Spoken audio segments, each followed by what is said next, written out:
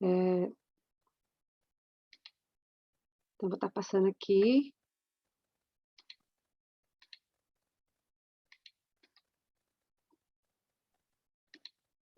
Tá aparecendo o PowerPoint para vocês? Sim. Sim. Tá, sim, Rose.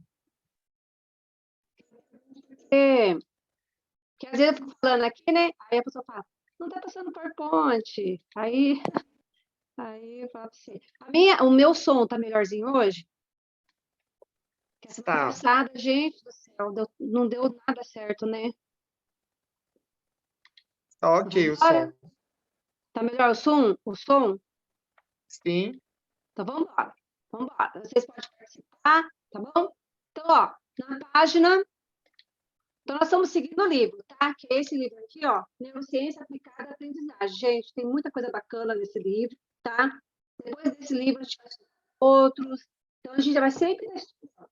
Então, na página 47 do livro, vai falar sobre a evolução da aprendizagem, tá? E na qual fala, né, de Piaget, tá? E o processo da construção da inteligência. Aqui que eu falei, ó, processo da construção da inteligência, página 49, tá bom? Que vai falar das fases de Piaget, dos estágios de Piaget, certo? E o que acontece? Eu aprofundei um pouquinho mais conteúdos do livro, e acabei aprofundando um pouquinho mais para vocês entenderem um pouquinho sobre as modalidades de aprendizagem. Aí, na próxima aula, vou falar sobre a neuroplasticidade, né, um pedacinho que ficou faltando desse capítulo, e já vai começar a falar das funções gnósicas, práxicas, isoconstrutivas. Tá? Nós estamos indo para o capítulo 4 na próxima semana. Na próxima, sem ser na quarta que vem na outra, tá bom, gente? Então, como se dá o processo de construção da inteligência? Quem responde para mim? Quem quer participar? Quem quer falar um pouquinho? Alguém quer participar? Quer falar alguma coisinha? Quando que começa a construção da inteligência? Ninguém? Então, vamos embora. Então, aí, o que a gente vai falar, né? Um pouquinho sobre o desenvolvimento maturacional. O que é o desenvolvimento maturacional? É conforme a criança vai crescendo. Conforme ela vai crescendo, ela vai se desenvolvendo, tá? Também maturacionalmente, tá? Então, esse desenvolvimento maturacional, ele vai acontecer em todo ser humano, toda espécie humana, tá? Mas depende da experiência de cada indivíduo para desencadear o movimento. O que acontece? O desenvolvimento maturacional acontece, mas depende muito da estimulação do meio ambiente, tá? Para que ela possa ter o quê? As experiências. São essas experiências que a criança tem nessa estimulação do meio ambiente que ela vai o quê? Cada vez mais aprendendo, cada vez mais esse processo da inteligência vai acontecendo, tá? E aí, quando a gente fala, né, em correlação intelectual, então existe uma correlação entre o quê? Entre o nível intelectual, tá? E a organização cortical nervosa, que está associada à ontogênese das funções cognitivas. Então, é o quê? É um processo que vai acontecendo conforme a criança vai o quê? Vai se desenvolvendo. Eu sempre falo assim, nós, seres humanos, nós não nascemos inteligentes, certo? A inteligência a gente vai adquirindo conforme nós vamos sendo estimulados de acordo com o meio ambiente que a gente vive. Porque se você, por exemplo, quando acharam um menino, né, lobo, lá na França, na floresta, o que aconteceu? Ele viveu com as lobos, né? Ele conviveu com os lobos na floresta. Então, essa inteligência dessa criança, ela se desenvolveu de acordo com o meio ambiente que ela estava. Ela andava de quatro, né? Como os lobos, certo? Uivava, né? Então, as características que ela adquiriu, que essa criança adquiriu, do meio ambiente que ela viveu. Foi até uma descoberta. E a pessoa que encontrou a criança, que até colocou essa criança num meio ambiente social, né? A criança começou a vestir roupa, foi para a escola, começou a estudar, mas... Rose, só um Oi. minuto. O Hum. pessoal tá dizendo aí que o áudio está cortando. Então, o que eu vou fazer, gente? Se o áudio estiver cortando, eu vou dar aula pelo... que eu cobrei com a Patrícia assim ontem, né? Eu vou entrar aqui no meu celular e eu vou falar pelo celular, entendeu? Vamos ver se dá certo, então, para ver se não dá problema. Só um pouquinho. Vou pegar o Zoom aqui. Ai, que pena. Eu acho que o meu computador não está muito legal, sabia? Vamos ver se melhora eu dando aula pelo celular, tá? Para entrar aqui enquanto isso eu vou falando. Então, gente, o que acontece? A inteligência, ela precisa ser o quê? Estimulada, tá? Para que a criança, conforme ela vai crescendo no meio ambiente dela, ela vai se desenvolvendo, ela vai aprendendo.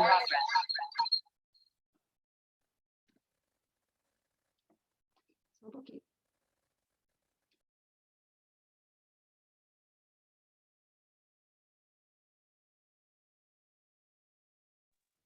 Tá dando para ouvir?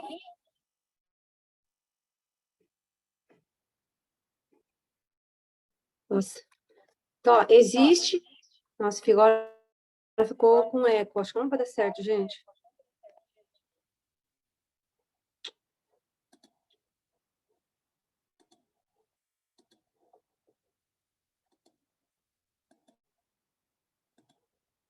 E agora, tá dando para ouvir?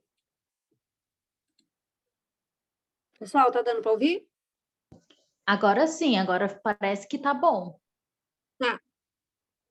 Eu estou falando do celular agora, tá? Vamos ver se dá certo. Até eu arrumar esse computador, né? Deu?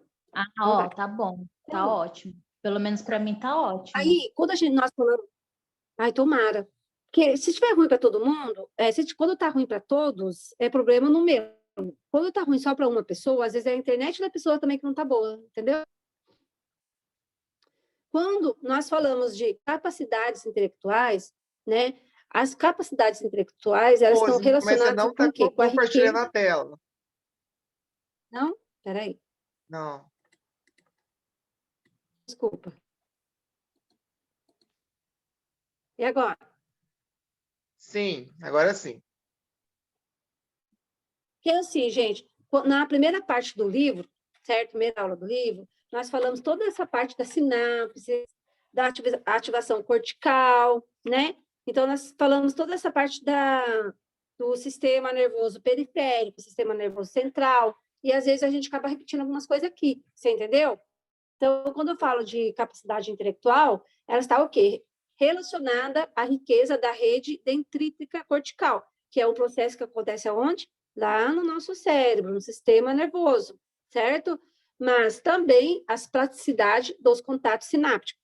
O que acontece? Quanto mais a criança vai se desenvolvendo no ambiente, mais sinapse vai fazendo, mais ela vai aprendendo. Sobre influência ativadora ou moderadora das estruturas subcorticais, proveniente da substância reticular do tronco cerebral que permite a ativação cortical. Então, para que a criança, o ser humano, tenha essa capacidade intelectual, precisa de acontecer esse movimento lá no sistema cerebral, tá? E essa ativação precisa acontecer o tempo todo para que nós aprendemos o tempo todo a gente está aprendendo, né? Até no momento que quando você aprende, esse aprendizado consolidou na sua memória, aí você vai embora, né? Por exemplo, você vai dirigir um carro, certo? Então, você aprendeu a dirigir o carro, então você não sabia dirigir o carro, ainda não estava consolidado ali nessa ativação cortical. A partir do momento que você aprendeu a dirigir o carro, pegou a experiência, tem tudo a ver muito com o controle inibitório, né? As funções executivas, porque quando a gente fala em funções executivas, nós estamos falando do quê? De planejamento. Sem planejamento, não há aprendizagem também. Para que a aprendizagem aconteça, precisa ter o quê? Ter um planejamento. Então, quando você vai dirigir um carro, por exemplo, você precisa aprender primeiro, alguém precisa te ensinar, certo? Se alguém não te ensina, você vai ficar com medo, você vai se sentir seguro, com medo de passar a marcha errada, de bater em outro carro, Então, acontece tudo isso, tá? A partir do momento que alguém te ensina como dirigir, certo? Então, você já consolidou isso na sua memória de longo prazo, e aí você, com o tempo, vai perdendo medo, vai perdendo a insegurança. Então, o que acontece? Foi o quê? Uma capacidade intelectual ali que você adquiriu. Então, o tempo todo da nossa vida, nós estamos o quê? Adquirindo aprendizagem, nós estamos o tempo todo fazendo sinapses no nosso cérebro, a gente sempre está aprendendo algo, certo? Então, a capacidade cognitiva será o quê? A exteriorização destes mecanismos. E os distúrbios dessas faculdades se traduzirão por distúrbio de... Então, o que acontece? Muitas pessoas vão ter o quê? Comprometimento na capacidade cognitiva. Então, uma criança autista, né? Muitas crianças autistas, elas vão ter também a deficiência intelectual, que é uma comorbidade. A criança Down, né? Ela vai ter o quê? Uma comorbidade ali, que é a deficiência intelectual, que vai afetar o quê? A capacidade cognitiva dela. Então, que vai afetar a aprendizagem. E para que a aprendizagem aconteça, não estou falando, gente, que essas crianças não vão aprender, elas vão aprender. Só que a aprendizagem dela precisa ser o quê? De uma maneira mais direcionada. Toda criança com deficiência, tá? Porque eu sou do AE, o Rauro também, né? Trabalho com criança especial, né? Da inclusão. Então, toda vez que uma criança com deficiência não tiver um ensino direcionado, ela vai ter muita dificuldade para ser alfabetizada, muita dificuldade para aprender matemática, certo? Por quê? Porque essas crianças que têm uma possível deficiência intelectual, elas precisam ter o quê? Precisam de estímulo, um estímulo direcionado, tá? Então, tem muitas pessoas que acontece de apresentar uma capacidade cognitiva de uma possível confusão mental, tá? Delírios ou alucinações, demência, todos esses distúrbios são distúrbios que afetam a nossa capacidade cognitiva, tá? Então, a pessoa está ali em depressão, certo? Que está tomando vários remédios, várias medicações, pode afetar ali a capacidade ali da cognição. Por quê? Porque o que acontece, a confusão mental que a pessoa vai ter ali, ela vai apresentar dificuldade de aprender, certo? Então, tudo isso tem que ser tratado para que a pessoa, né, consiga ter uma vida social bacana, certo? Então, ainda mais com a pandemia, né, pessoal? Com a pandemia, muitas pessoas ficaram aí 2 anos, né, dentro de casa, fechados, sem poder passear, sem ir no shopping, sem passear com a família, e pessoas que morreram, da família que morreram, né? Então, o que acontece? Então, causou muito problemas, tá? Então, graças às capacidades, né, plásticas da inteligência, ela se torna o quê? Um sistema flexível à mudança durante toda a vida, tá? A qual podemos o quê? E devemos atuar para a sua otimização, tá? Então, o que acontece?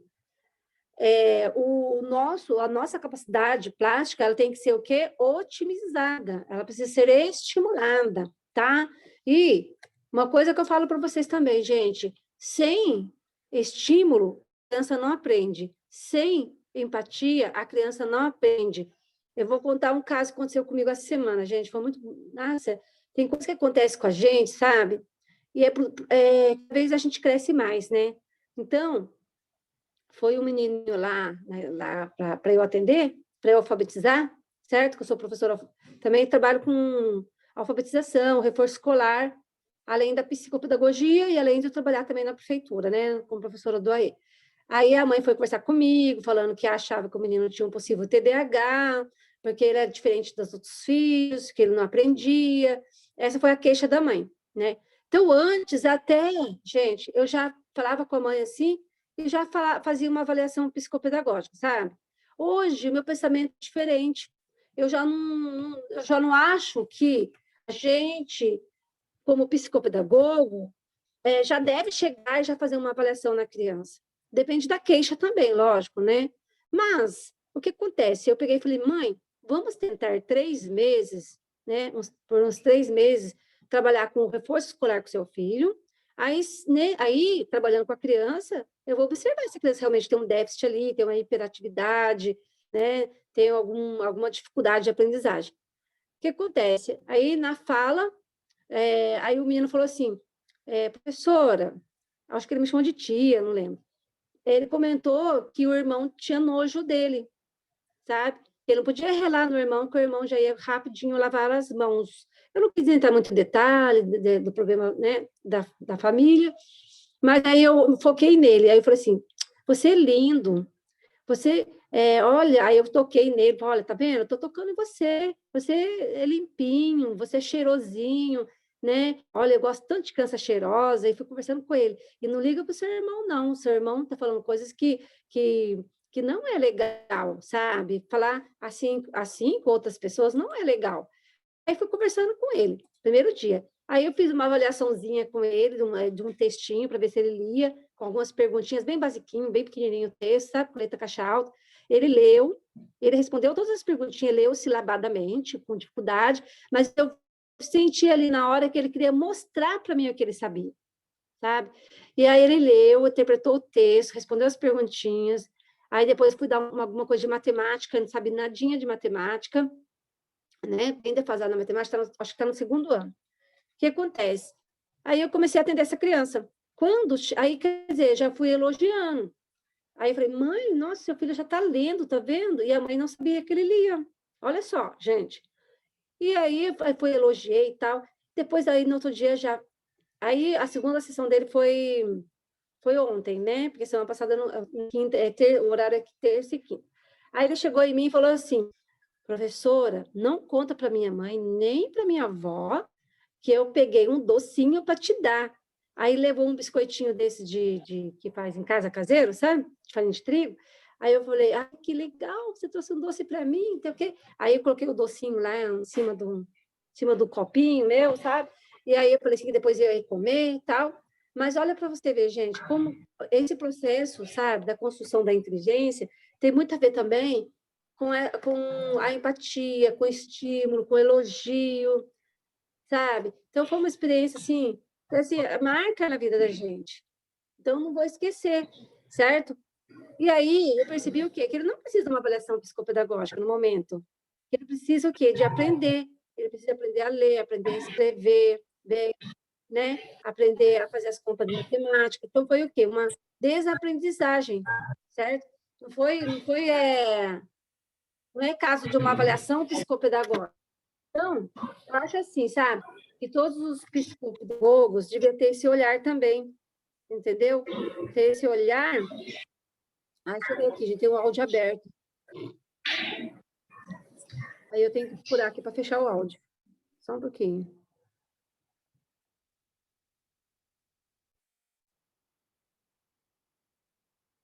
Pronto.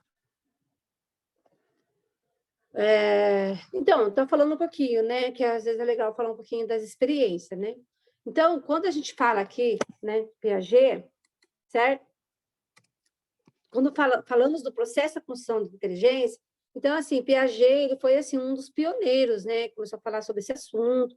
Então, Piaget, ele é formado em psicologia, epistemologia, educação, foi professor de psicologia, né? E ele foi um dos organizadores, tá? Que fala do desenvolvimento cognitivo em relação aos estágios, em relação às idades, né? Quando eu falo em estágio, tem a idade da criança, cada idade tem o seu estágio. Então, a gente tem que prestar muita atenção nessa parte, muita atenção mesmo, tá? E Piaget morreu em 1980. Então, o que Piaget fez? Ele teve, acho que 3 filhos, se não me engano. Aí ele já começou a fazer as próprias experiências com os próprios filhos mesmo, né? Porque convivia ali dentro de casa, né? Então, ele pôde pesquisar, pôde observar o desenvolvimento dos filhos. Então, o que ele fez? Ele despertou no Piaget para estudar as mentes das crianças. Como que essa mente se desenvolve? Como que essa mente é construída? Como que a criança adquire o conhecimento? Como que é o comportamento infantil, certo? Então, ele começou a pesquisar, certo? Então, aí, a gente, quando se fala, por exemplo, em conteúdo, as escolas falam muito, né? Conteúdo, conteúdo, conteúdo, né? O que é o conteúdo? É o que a criança conhece. Refere o quê? Em comportamentos observáveis, sensório-motor e conceitual, tá? Que refletem a atividade o quê? Intelectual da criança, certo? Então, e é pela natureza do conteúdo, da inteligência, que varia consideravelmente de idade para idade e de criança para criança. Então, por exemplo, quando a criança está lá no berço, então, o que é legal eu fazer como mãe, ou como professor, ou dessas crianças que ficam em creche o dia inteiro, né? O que eu preciso de fazer para que essa criança desenvolva? A própria BNCC já fala, né? Quando fala traços, cores, formas. Então, os códigos da BNCC tem lá crianças pequenas, crianças muito pequenas, crianças pequenas, né? Então, o que acontece? Então, você vai seguindo. O que é que eu preciso fazer para que essa criança desenvolva? Trabalhar muitos sons, né? Trabalhar muito com objetos que faz barulho, tá? Objetos que ela possa pegar, que ela possa tocar, né? A criança é muito sensorial nessa fase, então ela quer colocar tudo na boca. O que eu posso ter na sala que a criança pode colocar na boca, que não vai machucar, que ela vai ali. Então, ela quer o quê? Sentir o tempo todo, tá? Os objetos. E quando eu falo na função, refere o quê? As características da atividade intelectual, da assimilação à acomodação, que são estáveis e contínuas no decorrer do desenvolvimento cognitivo. Então, eu vou estar falando mais para frente, o que é essa assimilação? O que é essa acomodação? O que é a equilibração? Então, toda criança, ela precisa de assimilar, acomodar e equilibrar, certo? Aquela criança que não assimila, não acomoda e não equilibra, alguma coisa está errada ali no desenvolvimento dela, certo? E sempre o quê? Essa assimilação, acomodação, sempre vai estar o quê? Relacionado com algum objeto. Que objeto? Conforme a criança vai adquirindo os estágios, conforme vai crescendo, aí você vai observando, certo? E quando eu falo em estrutura, ela refere-se o quê? As propriedades organizacionais inferidas, que são o quê? São os esquemas que explicam a ocorrência de determinados comportamentos. E aí vou estar falando um pouquinho mais para frente. O que são esses esquemas? Quando eu falo em estrutura, eu estou falando dos esquemas, tá? Que explica o quê? Por que aquela criança fez aquilo? Por que a criança tem uma curiosidade de colocar a mão na tomada, o dedinho na tomada? Certo? Então, a criança vai o quê? Adquirindo o conhecimento conforme ela vai crescendo, conforme ela vai tendo o quê? Experiências, tá? Então, o sujeito constrói os seus conhecimentos pelas suas próprias ações. Então, todos nós, todo ser humano, gente, tá? Se você chegou onde você está hoje, porque foram suas próprias ações que fizeram com que você estivesse onde você está hoje, de você buscar o conhecimento, de você estudar, procurar fazer uma faculdade, procurar correr atrás de um emprego, né? E não para de estudar, ainda continua estudando. São as nossas próprias ações. Nós construímos os nossos conhecimentos pelas nossas próprias ações.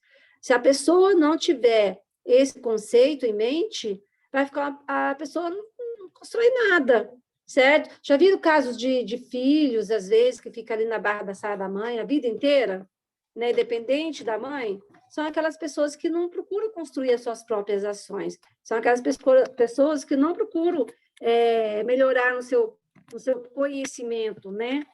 E aí, gente, como que a gente adquire o conhecimento? Através de muitas leituras, através de muitos estudos, muitos cursos. Hoje, gente, tudo tem no YouTube, certo? O YouTube está abarrotado de vídeos. Se você quer estudar sobre autismo, tem tudo lá. Se você quer estudar sobre educação inclusiva, tem tudo lá. Tudo. Se você quiser aprender a mexer numa horta, lá você vai ter, né? Como fazer uma horta, por exemplo. Então, tem tudo. E, às vezes, gente, esses dias, por exemplo, meu computador, ele não quis ligar. Não quis ligar, que esse computador, assim, já tem uns 5 anos que eu tenho ele, né? Ele desligou, né? De repente, ele desligou. E não queria ligar. Aí, o que vem primeiramente na sua cabeça? Ah, queimou. né? O computador queimou, vou ter que levar no técnico, vou ter que ver a fonte, deve ter queimado, tal. O que acontece? Aí eu fui jogar no YouTube, joguei no YouTube.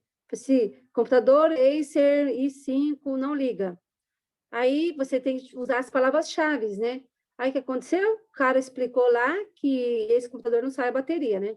Que tem um pontinho atrás dele, que dá para entrar o quê? Só uma agulha, né? De costura, essas agulhas de costura. Aí que a gente tem que pegar a agulha, colocar no pontinho e esperar 5 segundos, eu tentei 2 vezes. Quando chegou na segunda vez, o que aconteceu? Meu computador começou a funcionar de novo. Então, não precisou de eu levar num técnico para arrumar, porque às vezes, depende da pessoa que você leva, o que acontece? Vai falar que queimou isso, queimou aquilo, que precisa trocar fonte, e às vezes é só isso, gente. É só o pininho que eu tinha que apertar com a agulha. Então, olha para você ver, nós construímos os nossos conhecimentos. Pelo quê? Pela curiosidade. Tá? Através da curiosidade, buscar novas informações, você aprende. Esses dias a minha vizinha arrumou a máquina de lavar dela também, buscando lá no YouTube, certo? Então, assim, a gente tem que buscar. A gente tem que buscar. Porque hoje em dia também, se a gente não busca, a gente fica o quê? Né? Nós podemos ser o quê? Enganados e etc. Já sabe, né? Onde vai dar isso. Então, Piaget identificou 3 tipos de conhecimento. Não sei se vocês já estudaram sobre isso, né? O conhecimento físico, o conhecimento matemático e o conhecimento social, tá? Então, isso aqui é o quê? É um dos estudos de Piaget, tá? Então, quando eu falo do conhecimento físico, é o conhecimento das propriedades dos objetos e é derivado das ações sobre os objetos. Então, por exemplo, eu coloquei ali 2 bebezinhos, né? Então, com vários cubos ali. Então, qual que é a ação desses 2 bebês? É explorar, estão na fase sensório-motora, né? Eles vão o quê? Explorar, colocar na boca, lamber, jogar no chão para ver se faz barulho, jogar na cabeça do outro, porque os bebês, eles não têm controle. Eles não sabem se eles jogar aquele cubo na cabecinha do outro que vai machucar. Isso aí, eles vão aprender. É uma aprendizagem, né? Alguém quer falar alguma coisa? Gente, olha, se vocês quiserem parar para falar alguma coisa, pode falar, tá? Ninguém quer falar nada? Então, o conhecimento físico, assim como qualquer outro, ocorre de forma o quê? Gradativa. A inteligência, o conhecimento, ele sempre vai acontecer como? De forma gradativa. Não importa se a criança tem deficiência ou se não tem a deficiência, gente. Certo? Sempre vai ser de forma gradativa. Uns vão aprender mais rápidos, outros vão aprender mais devagar. E esse conhecimento ele vai sendo construído aos poucos. Por exemplo, você acha que a gente nasce sabendo o teorema de Pitágoras? Ninguém nasce sabendo o teorema de Pitágoras. Para você chegar a aprender lá o teorema de Pitágoras, você tem que passar por todo o processo antes de conhecimento para conseguir resolver um problema, uma regra de 3, regra de 3 composta, regra de 3 simples, uma divisão, né? Então, para você chegar nesse conhecimento, tem que ter o quê? De conhecimentos passados, né? Sempre para a gente adquirir um novo conhecimento, o novo conhecimento, ele vem sempre de um conhecimento que você já teve, tá? E um conhecimento vai o quê? Ampliando o outro conhecimento. Então, os alunos começam o quê? A recolher essas informações durante a infância, desenvolvendo uma compreensão das emoções, através da leitura, das expressões dos outros, ou aprendendo lições acadêmicas, tá? Básicas, enquanto jogam com os brinquedos. Então, assim, é muito importante essa fase do brincar, né? É muito importante essa fase do explorar, do brincar, porque se a criança não passar por essa fase, gente, ela vai ter prejuízos depois. Oi? Espera aí, gente. Deixa eu desligar o som. Então, é muito importante essa parte do brincar, tá? A criança vai adquirindo o quê? As habilidades, certo, gente? Tanto quando a gente vai, quando você faz o curso VIPMAP, certo? O curso, tem aquele livro da Camila, que ensina o quê? As habilidades. Por que ensina as habilidades? Porque as crianças autistas, elas não conseguem fazer como uma criança típica faz, né? As crianças típicas, elas já vão ter a habilidade do sentar, vão adquirindo, né, sem precisar, assim, acontece uma coisa natural, naturalmente, elas vão adquirindo a habilidade do olhar, do sentar, a habilidade da atenção, né, de se chamar pelo nome já, olhar. Então, assim, agora a criança, por exemplo, autista, as habilidades vão precisar ser trabalhadas.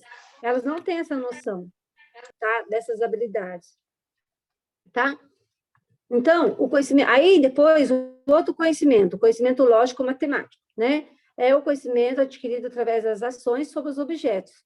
Então, por exemplo, esses dias, no HTC lá da escola que eu trabalho, certo? A orientadora colocou um filmezinho, que até tem o QR Code no livro que ela comprou, das crianças. A professora, ela colocou assim, ó, vários objetos brancos. E depois ela ligou o data show e colocou, tipo assim, uma sombra, né? Sabe quando aparece a sombra da criança? Ela já fez intencional. Foi tudo estudado antes, tá? Isso aí tá lá no BNCC. Então, coisas que você vai pensando para fazer com a criança para agir lá as habilidades da BNCC. E aí ela pôs, assim, um monte de objetos de plástico branco, sabe? E bolinhas brancas. Foi bem bacana. Aí ela fica só observando. O que acontece? As crianças vão vendo o que equilibra, o que não equilibra, o que cai, o que não cai. As crianças, elas vão adquirindo esse conhecimento lógico-matemático sem perceber, certo? É uma coisa que vai acontecendo o quê? Naturalmente. Aí, uma outra experiência que teve, a professora colocou vários no pátio da escola, e isso geralmente com turmas pequenas, tá? Não tem como fazer com uma turma de 30. Pega ali um grupinho de 10 em 10, e ela colocou assim, mesinha de madeira, aquelas mesas redondas, sabe? Que o pessoal coloca fio, sabe? Que as fábricas, né? Então, mesas de madeira, tudo de madeira, sabe? Estacas de madeira, régua de madeira, tudo assim, sem ponta, cuidado para não machucar tudo. Aí a professora fica o quê? Observando. E aí é legal que a gente vai assistindo o que a criança vai fazendo, a criança vai equilibrando uma madeira em cima da outra, vai fazendo uma ponte, sabe? Vai tentando fazer uma ponte. Então, ela o quê? Sem ela perceber, ela está trabalhando conhecimento lógico-matemático. O que equilibra, o que não equilibra ali. Se eu colocar uma coisa em cima da outra, aí a criança vai colocando, né? Um objeto em cima do outro, vai vendo o que dá certo, vai vendo o que não dá certo. Então, o quê? É o conhecimento adquirido através das ações sobre o quê? Sobre os objetos. E são oficinas que os professores vão pensando, né, em determinados objetos para a criança explorar. Então, não coloca-se muitos tipos de coisas para a criança explorar aquele objeto. Esses dias, na aula de música, eu estava na aula, porque eu sou professora do AE, então eu vou nas salas de aula observar as crianças, como está o desenvolvimento das crianças que são da educação inclusiva, né? E aí achei muito legal, né? A professora levou uns canos, tá? E uns canos brancos também, e a criança, ela fazia um monte de coisa bacana, sabe? Então, ela ia construindo outras coisas com os canos, né? Então, a criança, ela vai adquirindo esse conhecimento lógico-matemático, certo? Então, a criança, ela mesma vai engajando, esse conhecimento vai cada vez ampliando cada vez mais, através do quê? Das observações, através das experiências, e tudo isso vai processando lá na memória dela, e depois, com o tempo, são conhecimentos que a criança vai adquirindo, que vai consolidando lá na memória, que quando ela for ter um novo conhecimento, quando a gente fala assimilação, né, acomodação e equilibração. A partir do momento que a criança acomoda e equilibra, quer dizer que aquele conhecimento ele foi consolidado, tá?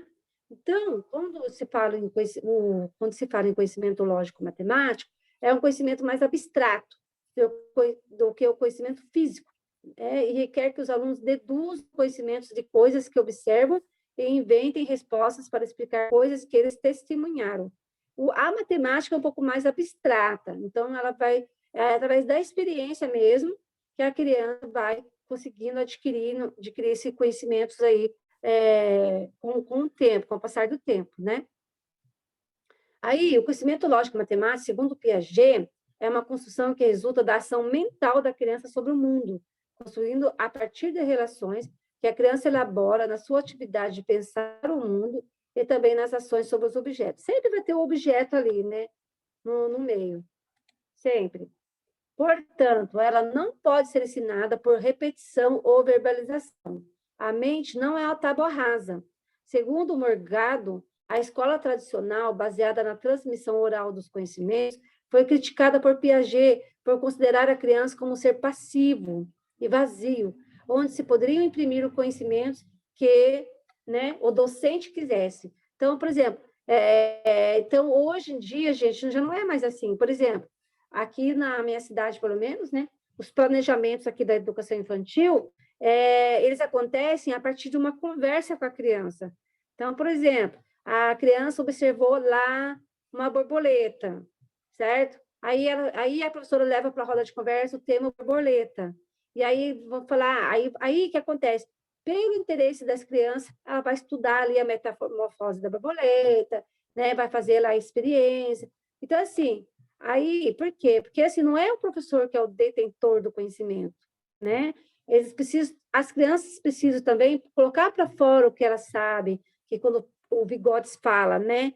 Quando eu falo do real, potencial, né? Então, a criança precisa também de falar o que ela sabe, o que ela aprendeu, para a partir daquilo ali, do conhecimento real dela, você propor outros conhecimentos. Então, sempre a criança vai ter alguma coisa que ela vai trazer de casa, sempre ela vai ter um conhecimento, sabe? Porque hoje em dia tem muitas mídias, né? Tem o YouTube, tem o WhatsApp, tem o Instagram, tem o Facebook, tem TikTok, né? Tem tanta coisa, né? Então, as crianças vão adquirindo esse conhecimento, né? Até as crianças que têm acesso, né, gente? Até, geralmente, por isso, né?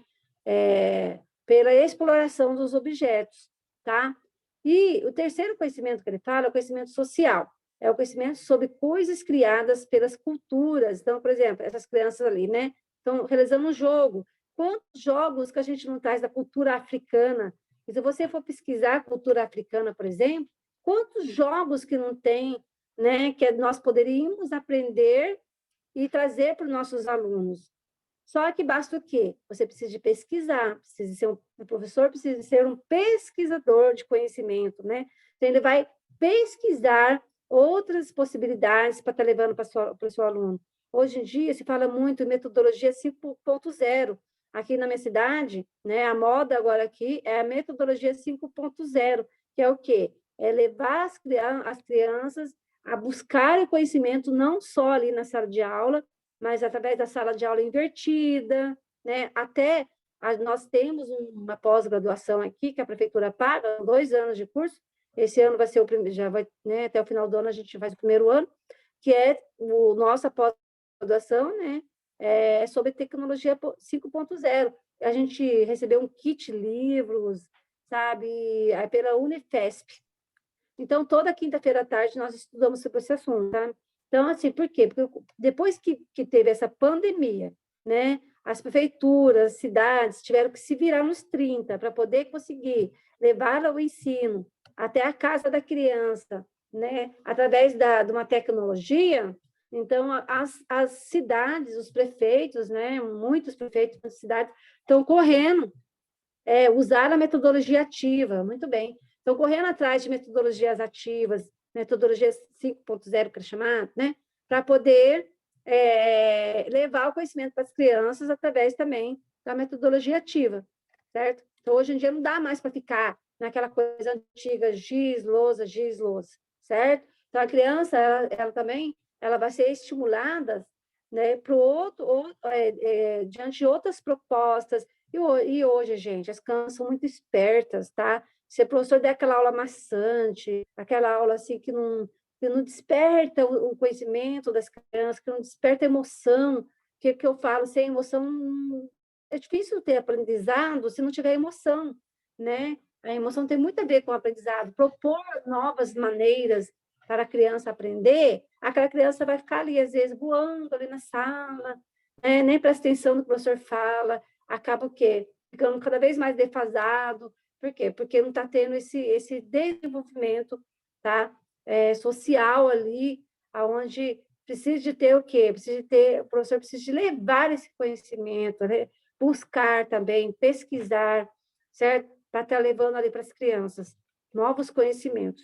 Aí eu coloquei esse videozinho do YouTube aqui, depois, certo? Quem quiser anotar, essa autora aqui, Silene Ribeiro de Sá Leite Shakur, né? Ela fala bastante sobre esse conhecimento social, que Piaget, ela estudou muito Piaget, né? Pelo que eu vi, assisti todo o vídeo dela. Eu não vou colocar aqui, porque senão vai ficar muito cansativo, mas quem quiser tirar foto, pegar aqui, né? Então, ela fala muito sobre essa parte do conhecimento social, só para vocês terem um pouquinho mais, saber um pouquinho mais, né?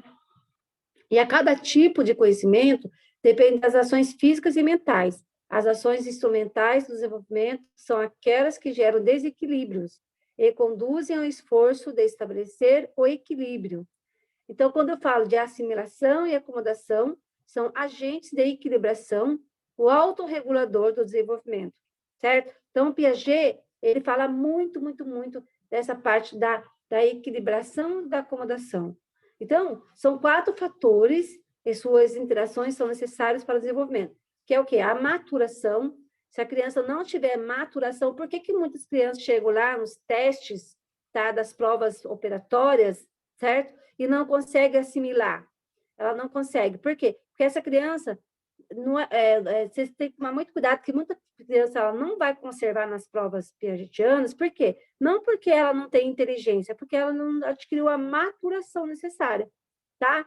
Ela ainda está numa idade abaixo da idade dela. Não, às vezes pode ser por uma deficiência, sim, mas muitas vezes é porque ela não adquiriu ainda a maturação necessária, tá? A criança precisa ter o quê? A experiência afetiva, a interação e a equilibração, certo? E quando se fala em maturação, Piaget afirmou que a hereditariedade impõe limites amplos para o desenvolvimento. A maturação, a manifestação do potencial herdado, é o mecanismo pelo qual esses limites são estabelecidos, embora a maturação sozinha não seja responsável pelo desenvolvimento intelectual. Ela apenas permite que esse desenvolvimento ocorra. Então, a criança cresce, vai crescendo, vai adquirindo ali, vai tendo, por exemplo, 4 anos, 5 anos, 6 anos, 7 anos, mas a maturação dela permanece estagnada, entendeu? Não desenvolve. Pode acontecer muito isso também, tá? Quando eu falo em experiência afetiva, tá? São aqui ações que podem ser manipulações, experiência ativa, né? Ações podem ser manipulações físicas ou manipulações mentais de objetos ou eventos. Experiências ativas são aquelas que provocam assimilação e acomodação, resultando em mudança cognitiva, mudança nas estruturas e nos esquemas. Então, só vai haver mudança nas estruturas e nos esquemas se a criança assimilar e acomodar, certo? A criança vai assimilar e vai acomodar referente a algo que ela está aprendendo, tá? Por exemplo, a criança não sabe amarrar o cardaço do sapato, né? Só que se precisa de ver aqui uma interferência de um adulto ir lá ensinar essa criança a amarrar o cardaço do sapato, para ela o quê? Para ela assimilar através da imitação, né? O adulto vai lá, faz o lacinho e tal, aí ela vai tentar fazer também. Aí, quando ela consegue fazer o laço do sapato ali, do tênis, ela vai acomodar, certo? A partir do momento que ela houve uma mudança cognitiva ali, a partir do momento que ela aprendeu a amarrar o cadastro do sapato, vai haver o quê? Uma mudança nas estruturas ou esquemas. Ela vai consolidar esse conhecimento e ela vai o quê? Vai equilibrar, certo? Então, seria assim, gente, assimilação, acomodação, equilibração. Você entendeu? Então, a criança só vai acomodar e equilibrar se alguém ali ensinar também. Igual eu falei, a gente não nasce sabendo. A gente precisa de alguém para estar ensinando, tá? E quando eu falo da interação social, Piaget quer dizer que o intercâmbio de ideias entre pessoas, isto é, particularmente importante para o desenvolvimento do conhecimento social da criança, certo? Então, é muito importante essa criança, ela ter convívio social com outras crianças, e muitas crianças tiveram muitas perdas nesses 2 anos de pandemia, muitas crianças chegaram ali na educação infantil com máscara, né? Até parar de usar essa máscara. As crianças estão com problemas sérios na fala, muitas crianças não desenvolveram a fala, por quê? ficou muito tempo fechada em casa, muito tempo na frente da TV, família, às vezes, não conversa muito com a criança, né? Deixa a criança o tempo todo na TV, celular, e não tem aquele diálogo. A criança só vai aprender a falar ouvindo outra pessoa falar. Ela não vai aprender a falar se não ouvir o outro falar, né? Então, isso é uma coisa que vai acontecendo naturalmente, tá? E a equilibração, conforme mencionado anteriormente, o desenvolvimento cognitivo pode ser dividido enquanto um processo contínuo em 4 estágios para fins de análise e descrição. O desenvolvimento afetivo ocorre de modo semelhante ao desenvolvimento cognitivo, isto é, as estruturas afetivas são construídas como estruturas cognitivas que são construídas. O aspecto afetivo é responsável pela ativação da atividade intelectual e pela seleção dos objetos sobre os quais agir, tá? Então, quando eu falo ali, de novo, né? Quais são, quando eu falo em modalidades de aprendizagem ali, eu estou falando em acomodação, equilibração e assimilação. Então, primeiro eu vou ver se ela acomoda, se ela equilibra, se ela assimila. Aí também eu vou estar observando se a criança é hipoacomodativa, hiperacomodativa, hipoassimilativa ou hiperassimilativa, certo? São as modalidades de aprendizagem que a gente vai observando ali na criança, tá? Aí, quando eu falo em assimilação, é um processo cognitivo pelo qual a pessoa integra um novo dado perpetual. Lembra que eu falei para você? Quando ela vai primeiro assimilar, depois acomodar e depois o quê? Equilibrar, tá? Então, se ela só assimila, gente, não adianta. O conhecimento não vai acontecer só pela assimilação. O conhecimento vai acontecer através da assimilação, acomodação e depois a equilibração, certo? Então, quando eu falo em acomodação, é o momento da ação do sujeito sobre o sujeito. A acomodação é a criação de novos esquemas ou modificação de velhos esquemas, certo? Então, algo que ela aprendeu lá no passado vai sendo modificado para que essa aprendizagem vai o quê? Desenvolvendo cada vez mais. Eu sempre falo um pouco muito da matemática, né? A criança vai aprender multiplicação se ela aprender a somar. Se ela não aprender primeiro o processo da soma, como é que ela vai aprender a multiplicação? Então, são estruturas cognitivas que vão desenvolvendo de uma coisa velha, com um esquema velho, através de um esquema novo, onde há uma modificação ali, onde acontece a aprendizagem da criança, né? Quando eu falo em equilibração, é necessária para consolidar os aportes da maturação da experiência dos objetos e da experiência social. Então, quando equilibra, a criança está o quê? Ela está regulada, certo? Só que para ela equilibrar, ela tem que passar por um desequilíbrio, certo? A equilibração é o processo de passagem do desequilíbrio para o equilíbrio. Esse é um processo autorregulador, cujos instrumentos são assimilação e acomodação.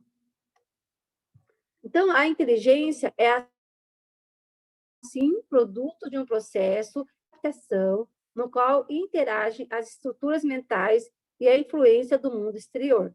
Sempre, gente. Piaget sempre fala, precisa de ter o quê? A criança vai aprender através de outras influências, de convivências, né? Em vários lugares, vários meios, certo? Então, de novo, quando eu falo o quê? Da assimilação, corresponde o processo de integração dos dados da experiência nas estruturas do sujeito. Quando eu falo em acomodação, refere-se à modificação das estruturas do sujeito para se adaptar a novos elementos oriundos no meio, tá? Então, quando eu junto a assimilação com a acomodação, eu vou ter o quê? Eu tenho a ver com o quê? Com a adaptação com o meio ambiente que a criança vive. Então, a criança vai acomodar e vai assimilar se o meio ambiente for um meio ambiente estimulador, né? Se é uma família que estimula a criança, por exemplo, na leitura, se é uma família que conta histórias, se é uma família, né? Então, depende muito do ambiente familiar, tá? Se não tiver, por exemplo, eu tenho uma paciente que até hoje ela não sabe amarrar o cadastro do tênis. Por quê? Porque todos os dias é a avó que amarra o cadastro do tênis dela. Então, como que ela vai aprender? Então, ela não assimilou, não acomodou. Por quê? É o meio ambiente ali. A partir do momento que um dia alguém ensiná-la a amarrar o cadastro, do tênis, aí ela vai assimilar, acomodar e equilibrar. Não vai precisar de nunca mais ninguém para amarrar o cadastro do tênis dela, tá? Só para vocês entenderem o que é esquema, quando o Piaget fala muito essa palavra, né? Esquema. Então, Piaget entendeu a mente como dotada de estruturas, da mesma forma que o corpo. Dessa forma, Piaget usou o termo esquema para ajudar a explicar que as crianças apresentam respostas mais ou menos estáveis aos estímulos, tá? Cada esquema que a criança adquire ali, são os estímulos também que estão sendo ali modificados, entendeu? Então, tem a ver muito com as estruturas, tá? Os esquemas são estruturas mentais ou cognitivas pelas quais os indivíduos intelectualmente se adaptam e organizam ao meio. Vocês estão entendendo, gente? Alguém quer falar alguma coisa? Alguém quer falar? Só fica só eu falando aqui, né? Ninguém? Gente, Piaget é muito complexo, sabe? Se você for estudar realmente Piaget, sabe?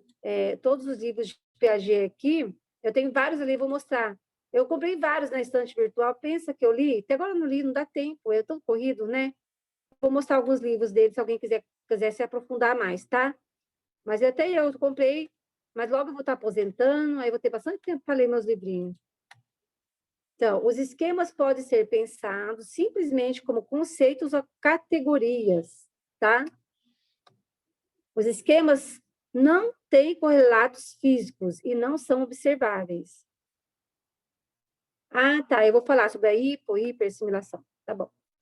Quando eu falo em estruturas, variam de acordo com o estágio de desenvolvimento que seguem a mesma sequência de todos os indivíduos, independentemente do grupo, lugar ou sociedade. Então, não importa, pode estar lá na África, certo?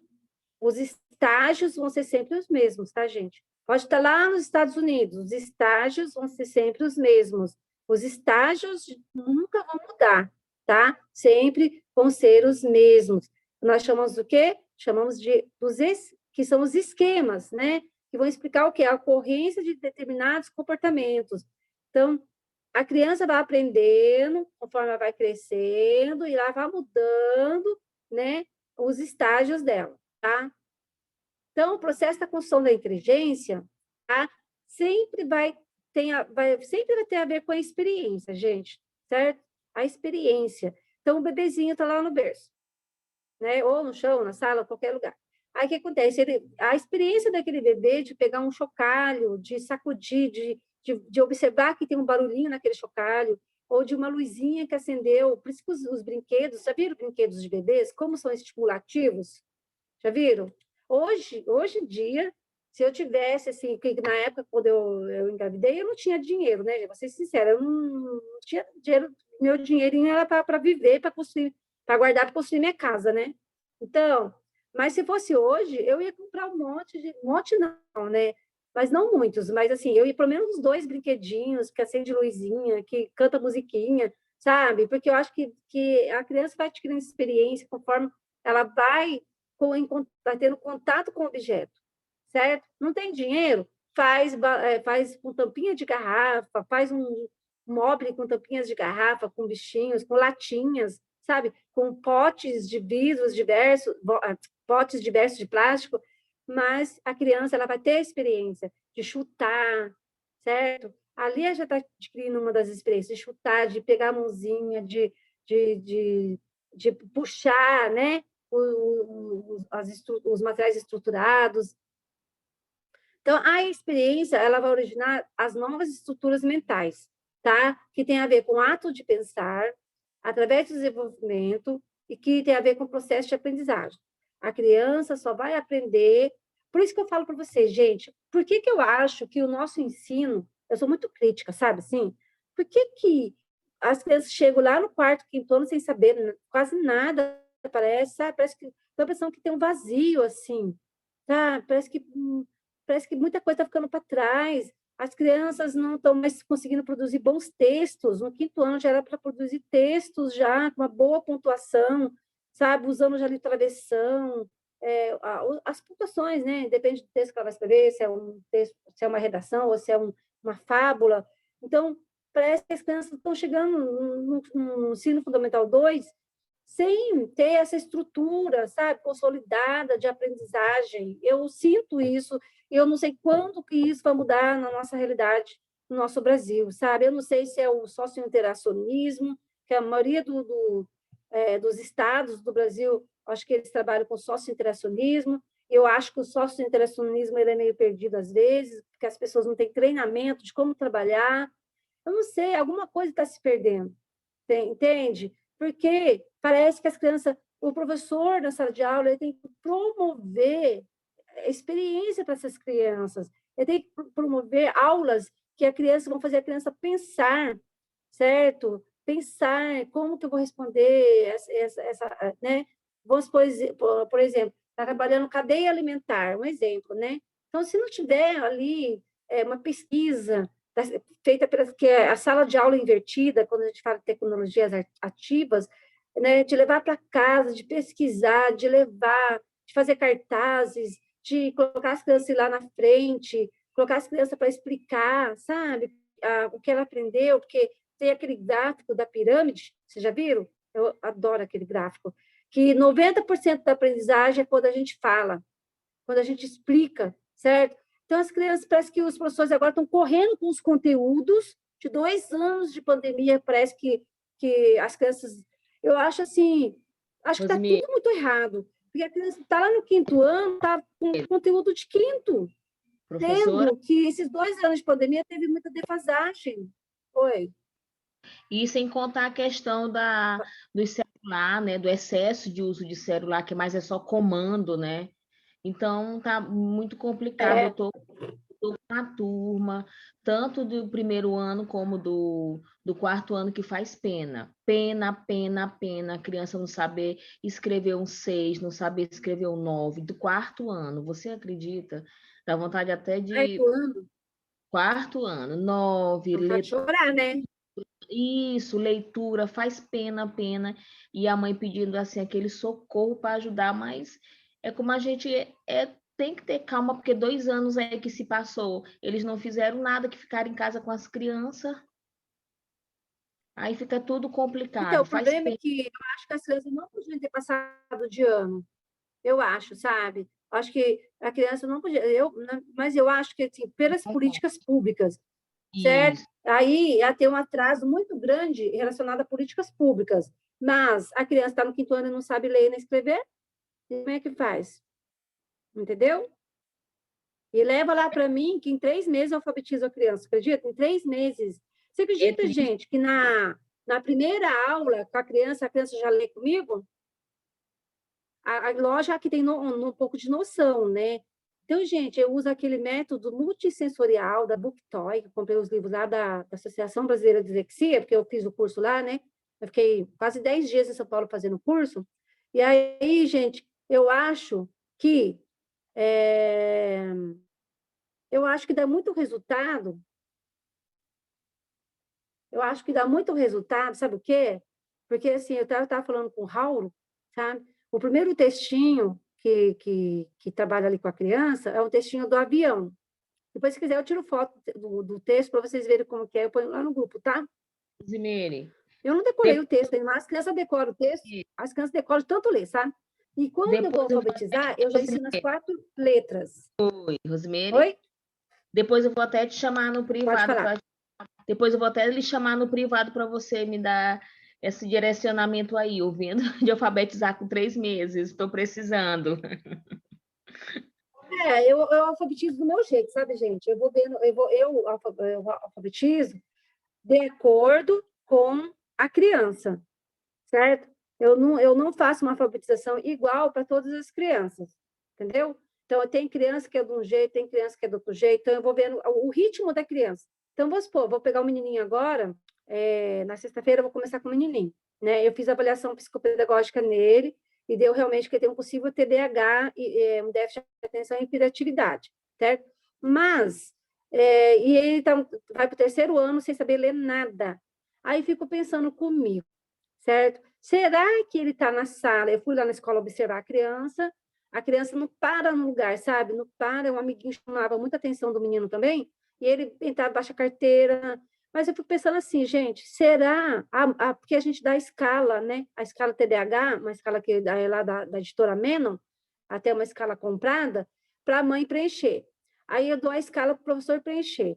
Eu faço minhas observações. A mãe deu indícios, pela resposta da escala, que a criança tem TDAH. A professora também, certo? E aí, o que acontece? Eu fico pensando assim comigo, será que... Aí, quem que vai definir se a criança tem um TDAH é a neuropsicóloga, ou a neuropsicóloga, né? É a neuropsicóloga que vai realmente fazer aqueles testes psicológicos para determinar se a criança tem um TDAH, para mandar para o psiquiatra para poder dar o laudo, né, da criança. Só que fico pensando, será que a criança ela não está ali se mexendo, se movimentando o tempo todo, porque ela ainda não está alfabetizada e não acompanha a turma? Será que a criança está entendendo o que a professora está falando? A professora manda abrir o livro, página tal. A criança não tem ninguém para sentar com ela, para dar um apoio direcionado para ela ali, para fazer as atividades, ou dar um reforço ali para ela, com atividades para casa, chega de outro dia, corrige, né? Aí eu fico pensando, gente, será que realmente a criança tem um TDAH, ou será que é porque ela não está alfabetizada e por isso que nada faz sentido para ela na sala de aula? Não é deixar um ponto de interrogação aí? Aí, sexta-feira, eu vou começar com ele. Aí, gente, olha, eu falo para vocês, eu tenho quase certeza, em 3 meses ele não está lendo comigo. Quase certeza, pela avaliação que eu fiz com ele, tá? Que está silábico com valor já. Então, para tá alfabético, falta pouco. O que falta é ter um direcionamento na aprendizagem. Aí, estava falando com o Raulo, né? Não sei se o Raulo está aí. Raulo, está aí? Aí, o texto, gente, é assim, ó. Você pega um texto, Estou né? assim. É um textinho curto, certo? É que eu estou sem meu livro agora aqui. E aí o primeiro texto é a letra A, certo? E, engraçado, que a escrita é escrita de imprensa, nem é escrita que letra caixa alta e a criança lê, sabe? E aí todas as letras As é pintado de vermelho. Então, a criança já tem uma antecipação visual ali. Quem lê o livro Os Neurônios da Leitura, certo? A criança, por exemplo, gente, ó, ai, gente, fugiu um pouquinho do tema aqui, né? Mas já que eu termino. Por exemplo, se eu mostrar para você, eu mostro para você a palavra bola. Você não vai ler bola rapidinho? Você nem vai ler. Você olha a palavra bola, você já não sabe o que é bola? Se eu mostrar uma palavra para você em inglês, vamos supor que você não, vamos supor em japonês, bola em japonês. Se você olhar ali, você vai saber que é bola? Não, né? Porque a gente aprende também pelo visual, entendeu? Aí seria um global, a palavra inteira ali, né? Então, você olha a palavra bola, rapidinho você sabe o que é bola. Mas vamos depois eu dou assim, eu tiro uma cópia do textinho do livro para vocês verem o que eu estou falando. Que eu acho assim, se você pegar os textos, começar a adaptar, pode ser letra caixa alta mesmo, porque a criança não está alfabetizada ainda, né? E você vai trabalhar um texto que tem letra A, por exemplo, né? Que começa com A. A tartaruga, por exemplo. A tartaruga, você pode inventar um textinho, né? Ou a lebre, sei lá, B, ou, né? Letra A. Aí todas as letras As do texto você pinta de vermelho, entendeu? Aí você vai lá para a letra E. Todas as letras E do texto você pinta de vermelho. Você entende? A criança tem antecipação visual ali, porque ela sabe que aquela letrinha ali é letra E. E ela juntando aquela letra E com consoantes, né? Que palavra será que vai dar? Aí, no começo, eu vou lendo para a criança. Primeiro textinho. Eu vou, ó, esse menininho, que ele não está totalmente alfabetizado, eu vou fazer a experiência com ele, eu vou colocar no grupo, né? Eu gravo, sem gravar o rostinho dele, eu vou gravando para mostrar para vocês como que eu trabalho, tá bom? Só que eu não fico só nesse livro, tá, gente? Eu vou para outros livros também, eu pego um pouquinho de cada livro. E já vou trabalhando caligrafia, viu? Já vou trabalhando letra cursiva também.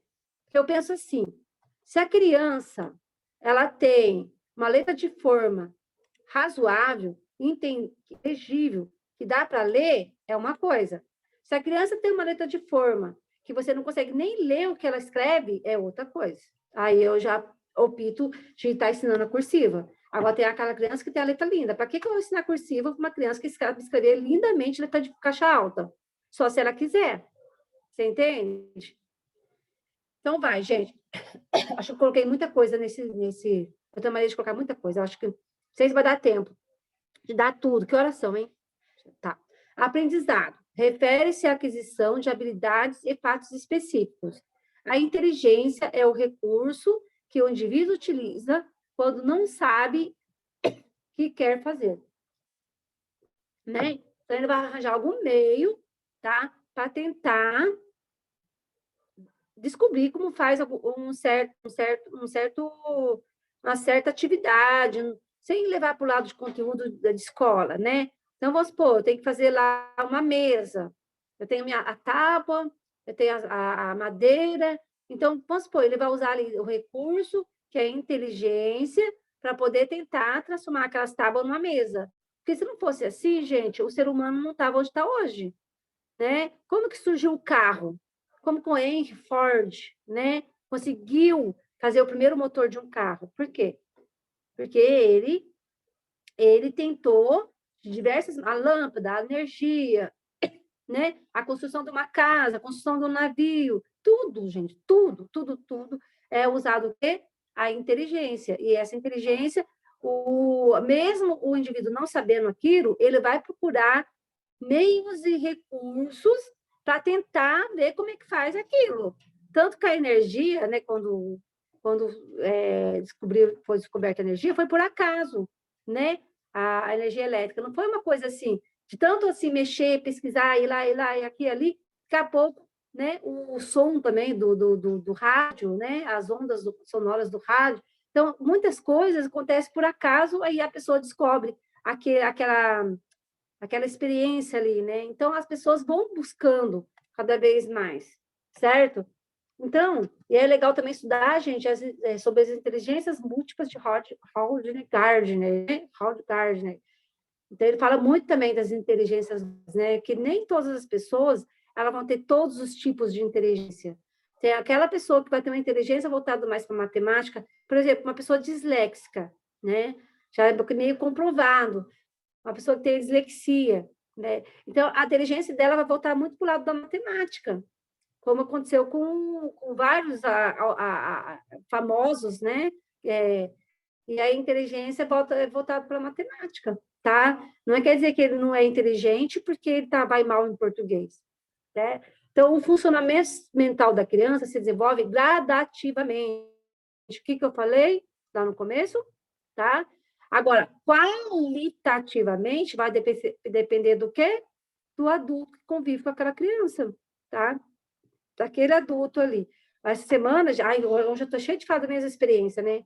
Então, eu fui atender uma menininha no AE e ela é autista. Ela já vai para o primeiro ano que vem. E ela não sabe contar até 10, não sabe. E aí foi bem legal, sabe, gente? Eu fui em Aparecida, né? Aí comprei aqueles ovinhos de mentira. Aí eu canto aquela musiquinha, a galinha, do vizinho, bota ovo, amarelinho. Aí eu coloquei no computador também a musiquinha, e eu coloquei um potinho do lado, e eu tenho uma galinha que eu encontrei de plástico. Aí aí a menina, porque sabe que autista é difícil fazer as coisas, né? Ainda mais quando está começando a pegar vínculo com a gente. Porque eles precisam do quê? Da habilidade da atenção, da habilidade do sentar, né? Então a menina já estava sentando no comecinho, ela só corria, né? Agora eu estou conseguindo já fazer ela ficar sentada por mais de 10 minutos. Daí é naquele momento que você consegue fazer atividade com a criança. Aí ela foi contando os ovinhos, sabe? Eu fui ensinando, ela foi contando, né? E tem que fazer repetição, toda a aula repetir para ver se realmente ela adquiriu, se reteu aquele conhecimento ali na memória. Então, as crianças vão aprender muito por concreto também, coisas concretas, né? Que vai música, né? Quando eu canto ali, a galinha, do vizinho, bota ovo, amarelinho, bota um, a criança vai lembrando dessa música, certo? E vai lembrando como que... É um exemplo, tá, gente? Estou dando. Tá? Então, sua aceleração ou retardamento irá ocorrer de acordo com os diversos meios sociais e experiência adquirida. É preciso a escola reconhecer que não se trata de algo que exclua do aluno a possibilidade de aprender, e sim algo que lhe conduz ao modo particular de aprendizagem. Então, Piaget, nenhum dos estágios apresentados pode ser omitido ou saltado, embora haja certo limite de idade para atingir cada um dos estágios. Pode haver alterações em torno do padrão médio, dependendo dos fatores genéticos e experiências específicas do indivíduo, como eu falo, sempre ali na estimulação do meio ambiente. Então, a psicogênese, ela é universal. O que eu falo? Esses estágios do desenvolvimento, ele é universal, tá? Todos os seres humanos, eles se desenvolvem obedecendo a esse paradigma básico, podendo ocorrer defasagens ou alterações nas idades para cada estágio. Aquela criança que está em defasagem, ela pode ser uma criança com possível deficiência intelectual, certo?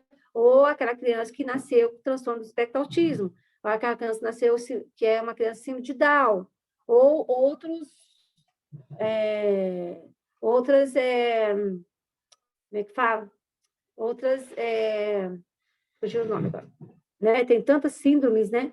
Então, a construção do pensamento é definida como o estudo da aquisição, da modificação e desenvolvimento das ideias e capacidades abstratas sobre a base de um substrato herdado ou biológico. Distingue-se 4 principais estágios, tá vendo? Ó, herdado ou biológico, tá? Piaget concebeu a inteligência como tendo 2 aspectos, o cognitivo e o afetivo. O aspecto cognitivo tem 3 componentes, que eu já falei lá atrás, que é o quê?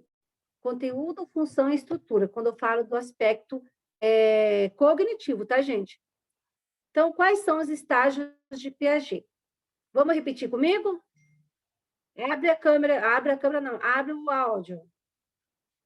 Repete comigo. Qual é o primeiro estágio? Sensório motor. Sensório motor.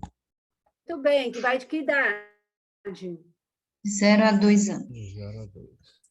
Isso tem que decorar, tá, gente? Decorar, viu? Depois do sensório motor, ó, vocês colocam na memória, vocês têm que fazer associação de ideias, certo? Quando eu falo sensório motor, lembra lá do bebê, certo? Porque confunde, tá, gente? Muita gente não consegue decorar os estágios de Piaget. Lembra do motor, que o bebê está em... O que é o sensório motor? Primeiro, sensório, tudo que é pôr na boca, certo? Tudo que é pôr na boca, quer lamber tudo. Engraçado, gente, que quando você trabalha na educação especial, você vê ali que tem muitas crianças, principalmente as crianças autistas, que estão nessa fase sensório-motor ainda. Por que muitas crianças autistas ou né, outras síndromes, né? Elas colocam tudo na boca. Lambe. Esses dias o menininho estava lambendo o carrinho, gente. Ai, meu Deus. Né? E não dá tempo nem de passar álcool gel, né? Carrinho vai para o chão, na mão de outras crianças. E, às vezes, ele quer ficar o tempo todo o carrinho na mão. Por quê? Porque são aqui, sensório-motor. Ainda está nessa fase sensório-motora. Quando você vê aquele guia Portage, se vocês já ouviram falar, né? Eu até coloquei no grupo que eu dei aula sobre síndrome de Down. Então, lá, você preenchendo direitinho, fazendo o cálculo direitinho, você vai ver qual idade mental a criança tem. Você vai observar a idade mental, não cronológica, certo? Porque a criança pode ter 10, 12, 15 anos e a idade mental dela é de 2 aninhos, 3 aninhos, entendeu? Então, ela ainda está na fase sensório-motora, mesmo tendo 15 anos. Pode acontecer, né? Então, 0 a 2 anos, bebê, sensório-motor, na fase do andar, do caminhar, de pôr tudo na boca. Agora, lê para mim aí, qual a próxima fase? Então, fase 1, sensório-motora, 0 a 2 anos. A segunda fase, Operatório. Operatório, que vai de que idade? De 2 a 7 anos. 2 a 7 anos. Ela está perguntando aqui como que se chama o teste. É o EDTH, o nome do teste. EDTH. Só você colocar teste TDAH editora Menlo, que já vai aparecer, tá bom? Aí vem o pré-operatório, né? Então, que é de 2 a 7 anos. Já passou dessa fase sensório-motora. Uma criança pré-operatória, ela já precisa, certo? Já não coloca tudo na boca mais, né? Ela já anda, já consegue andar, caminhar, saltar, pular, agarrar, né? Rasgar, cortar, todas essas habilidades que você vai vendo ali se a criança tem. Desenhar, né? Já começa a desenhar. Então, essa é a idade de 2 a 7 anos. Então, o menininho que eu avaliei lá na clínica, esse que eu vou começar a alfabetizar agora, sexta-feira, que eu falei para a mãe assim, mãe, tem 2 opções para você. Ou você paga atendimento psicopedagógico e reforço escolar, né? que ele precisa também do atendimento psicopedagógico, ou você paga agora o reforço escolar para ele aprender a ler e escrever, e depois, quando ele aprender a ler e escrever, estiver alfabetizado, aí ele vai para o atendimento psicopedagógico, certo? Gente, eu acho que a gente tem que ser sincera na profissão da gente, sabe? O que adianta a criança passar para mim? Porque você sabe que quando você trabalha, você faz o atendimento psicopedagógico, você não vai alfabetizar, certo? Porque uma coisa é diferente de outra. Quando você vai atender a criança na clínica, você vai trabalhar outras coisas, você vai trabalhar a parte da estimulação das funções executivas da criança, né? Controle inibitório, vai trabalhar com jogos, muitos jogos, né? Muitas atividades que vai ali desenvolver a parte intelectual da criança. Agora, quando você vai para o reforço escolar, aí realmente você vai pegar somente a alfabetização. E eu só ensino matemática depois que aprende a ler e escrever. Eu penso assim, primeiro tem que ler, escrever, ou pelo menos ler, né? A escrita é mais demorada do que a leitura, né? Eu acho que escrever é muito mais difícil do que ler, sabe? Eu acho que o ler é mais fácil, depois que a criança adquire, né, a habilidade da leitura, e depois a escrita, porque a criança começa a escrever muito errado, né? Porque não consegue ainda entender quando escreve com 2 S, cedilhas, né? Cedilha, palavras complexas, sabe? Então eu falei para a mãe, na minha opinião, você deveria primeiro, né, colocar ele no reforço escolar para ele ser alfabetizado, para depois ir para o atendimento psicopedagógico. Você entendeu? Por quê? Porque, pensa, gente, a criança vai ficar defasada até quando na escola? Não é verdade? Então, depois vem o quê? As operações concretas, que é do 11 a 12 anos. E operações formais, que é de 11 a 12 anos. Acho que eu errei aqui, gente, desculpa. Operações formais é de 12 anos para frente, tá? Depois eu arrumo. É a correria. Então, estágio sensório e motor. Eu não vou ler tudo, senão vai ficar muito cansativo, tá? Então, estágio sensório e motor de 0 a 2 anos. Aí já falei para vocês que a criança começa a desenvolver o quê? A inteligência. A inteligência começa a ser construída dependendo da ampliação constante dos esquemas. O que são os esquemas? É tudo que está sendo ensinado para aquela criança, tá? Através sempre de um objeto de ensino, né?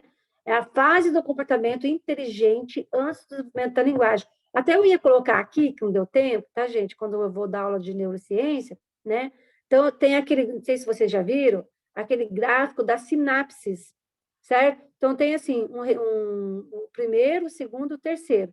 No primeiro, tem poucos neurônios, né? Quanto mais neurônios, mais sinapses a criança vai fazer. Quanto mais sinapses a criança faz, mais ela vai aprender, não é? Então, de 0 a 2 aninhos ali, pouquinho neurônio, certo? Quando está no meio, aí tem um boom de neurônios, que é de 2 a 7 anos, um boom, muitos neurônios, sabe? Então, a criança vai ter muita sinapse. Depois do terceiro quadrinho, a mesma quantidade de neurônio que a criança tem na fase adulta, é a mesma quantidade que ela tem de 2 a 7 anos, gente. Então, deu para entender como é importante essa idade de 2 a 7 anos, é importante para o desenvolvimento da criança, essa parte intelectual? Então, aí está falando aqui, né, que essa parte sensória motora, a criança ela vai aprender muito pelos órgãos dos sentidos, por isso que é legal deixar a criança mexer na areia, mexer naquelas bolinhas de aquário lá, sensorial, sabe? Mexer com muita coisa sensorial, deixar a criança andar de bicicleta, andar de velotrol. Agora, eu não gosto muito de andador, né? Porque andador eu acho que atrapalha a criança. Mas, assim, deixar a criança explorar muito o meio ambiente. A criança, às vezes, quer ver um bichinho, né? Ver uma formiguinha, ela já quer pegar ali a formiguinha. Ela não tem noção do perigo, né? Mas o bebezinho não tem noção do perigo.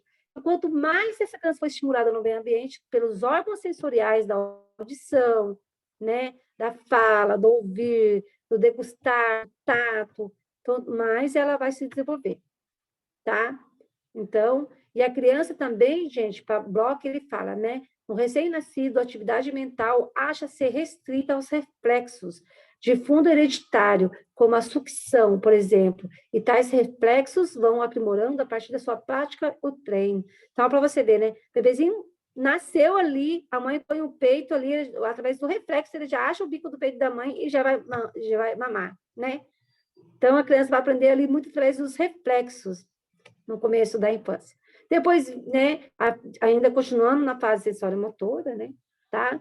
Então, a criança vai assimilar, ela não vai acomodar, porque ela é muito pequenininha ainda. Então, ela vai assimilar através dos reflexos, certo? E essa parte da acomodação vai vindo conforme ela vai crescendo, tá bom? Ele está falando aqui, ó. O que significa que já está ocorrendo o processo de acomodação além da assimilação. Olha, conforme ela vai crescendo, aí ela vai acomodando e assimilando. Isso sempre está acontecendo, a vida inteira da gente, tá, gente? Até a gente que está ali com 50 anos de idade, está lá belinho, parece morrer. Sempre a gente vai acomodar, assimilar e equilibrar. Sempre, sempre, sempre. Tá? Aí tem muita coisa, né, para ler aqui. Depois vem o estágio operatório, 2 a 7 anos, certo? Período da representação, da linguagem e da socialização, né?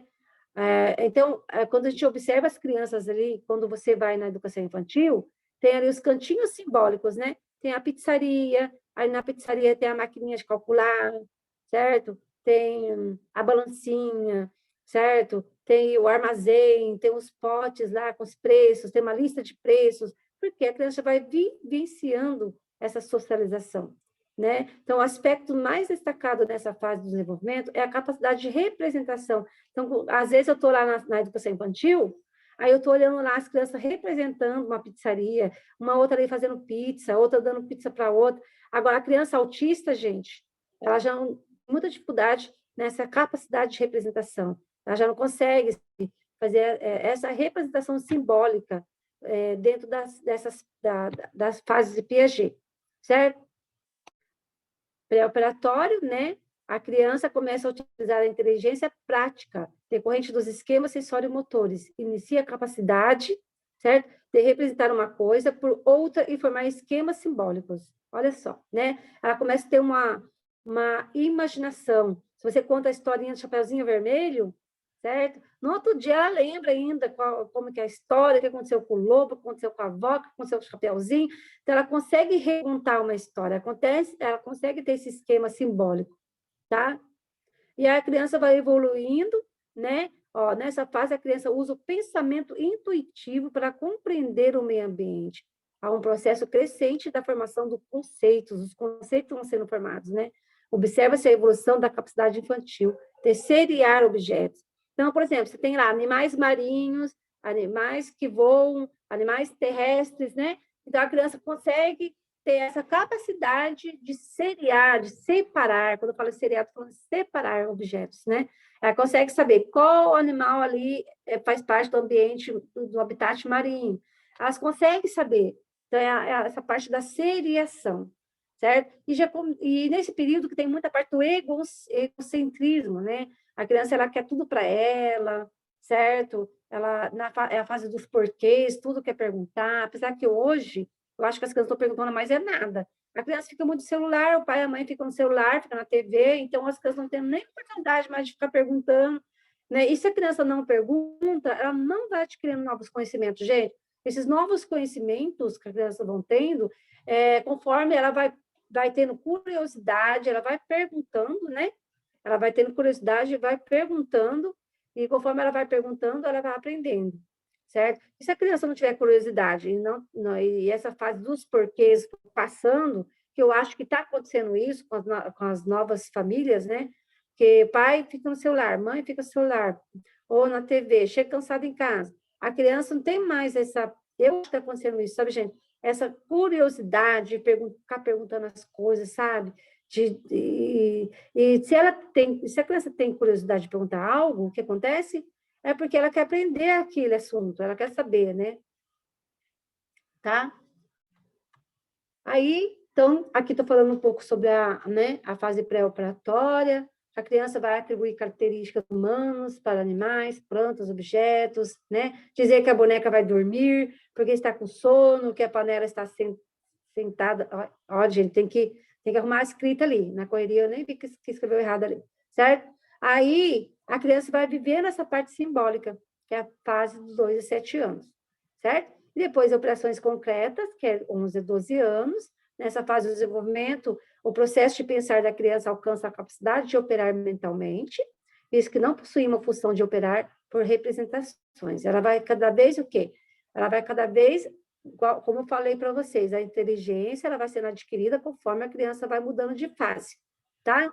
E ainda estou aqui na fase das operações concretas, há um declínio do egocentrismo, tá? E há um aumento gradativo do pensamento lógico, tá? Então, nas provas piagetianas, né? Nós temos lá as provas de operações concretas até mesmo, que é dessa fase, de 11 a 12 anos, tá? E o que marca nessa fase do desenvolvimento seria a organização de esquemas visando a aquisição dos elementos conceituais, sendo, portanto, sua relação com o mundo muito mais mediada pelos elementos racionais e muito menos pela assimilação, o egocentrismo vai deixando um pouquinho para trás, né? E depois, a criança de 11 a 12 anos já possui noção de reversibilidade, conservação de quantidades descontínuas e classificação e seriação, que são as provas piagetianas que a gente usa lá na psicopedagogia. As provas piagetianas têm muito a ver também com essa parte da matemática ali, do que a criança consegue ou não consegue fazer, certo?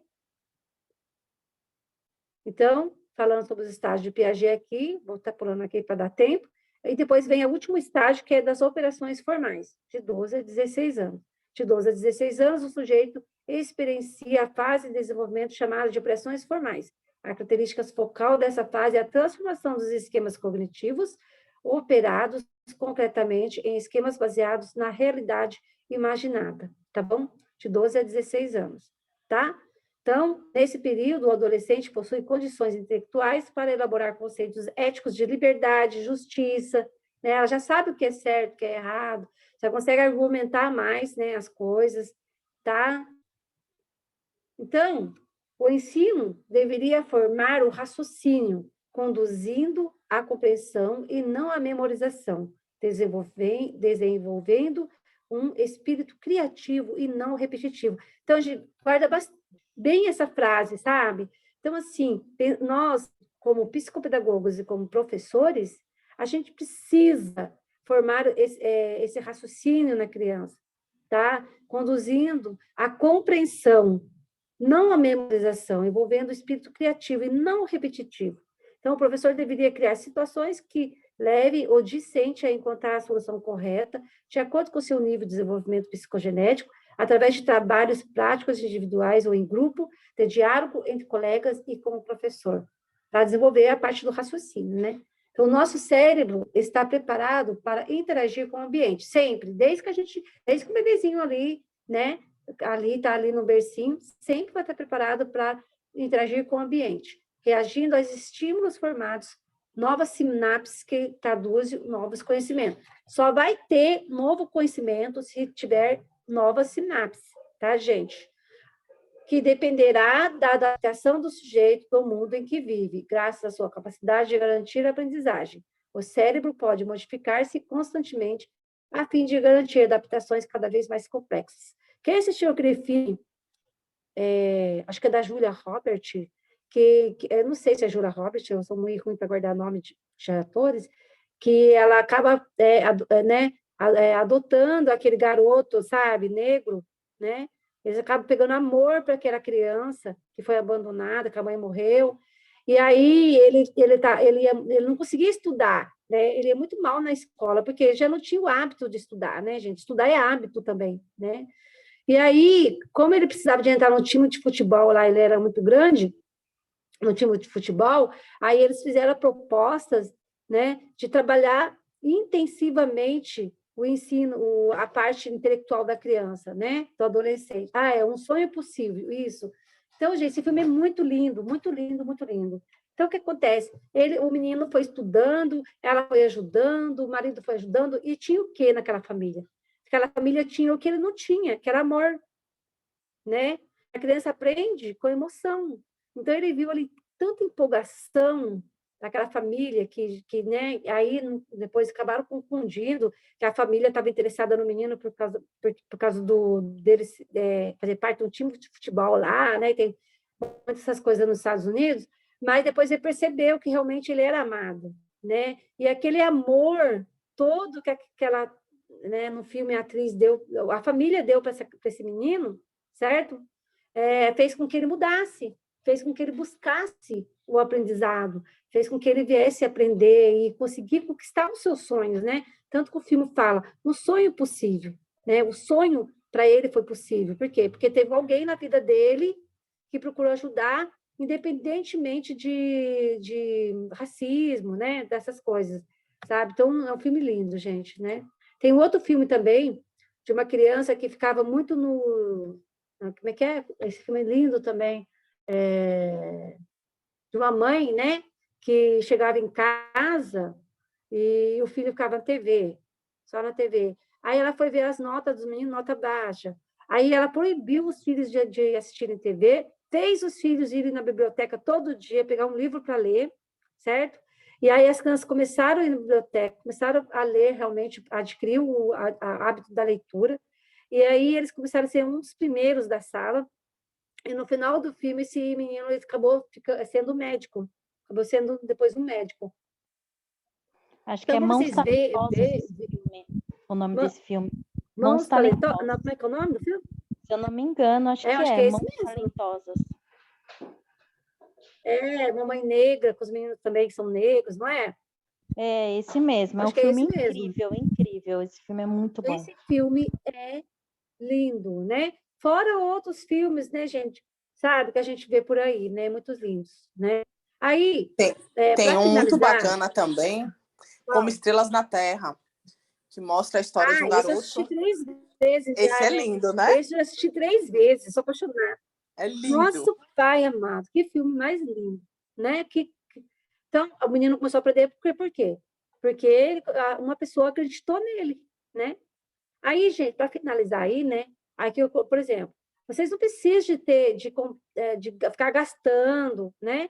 Comprando muitos jogos, recursos. Vocês mesmos, olha, com material reciclável, tá vendo? Com rolinho de papel higiênico. Você olha aqui, a moça pintou aqui, nem impressora tinha, né? Então, olha só. Então, você pode estimular essa parte no AE, né? No AE, eu nem posso usar muito essas folhinhas, tá, gente? No AE, a gente não usa essas coisas aqui, não. Mas essa parte aqui, ó, do rolinho biogênico, são coisas que a gente usa na educação especial, né? Para o quê? Para trabalhar a estimulação cognitiva da criança, certo? Mas, muitas aqui, por exemplo, ó, quais brinquedos estão faltando em cada linha, certo? Então, a criança, ó, ela tem que imaginar aqui qual brinquedinho está faltando, tá vendo? Então, tudo isso aqui a criança vai fazendo o quê? Várias sinapses ali no cérebro dela, certo? E para adquirir o quê? Novos conhecimentos. Aqui, olha, quanta percepção visual e atenção a criança tem que ter para desenhar esse barquinho aqui do outro lado das bolinhas aqui. Tá vendo? Para não errar a quantidade, o lugar certo, né? Então, assim, aqui, ó, outro material aqui, estruturado aqui. Então, assim, você pode promover o conhecimento dos seus alunos, para os seus alunos, dos seus pacientes na clínica, né? Você mesmo construindo o seu material, tá vendo?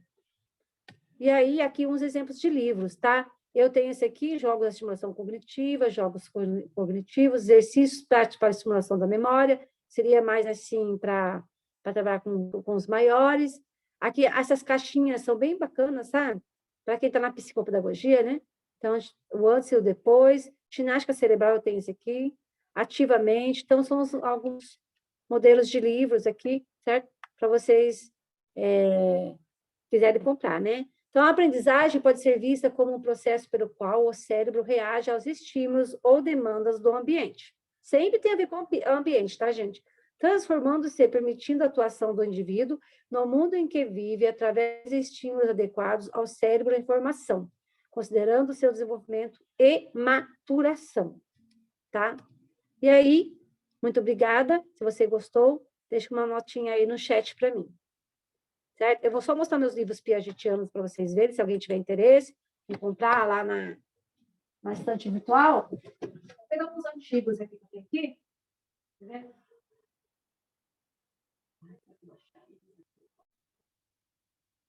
Tá deixa eu mostrar esse livro. A menina perguntou sobre o hipossimilação, né? Aqui. Nossa, agora, meu Deus do céu. É muito livro.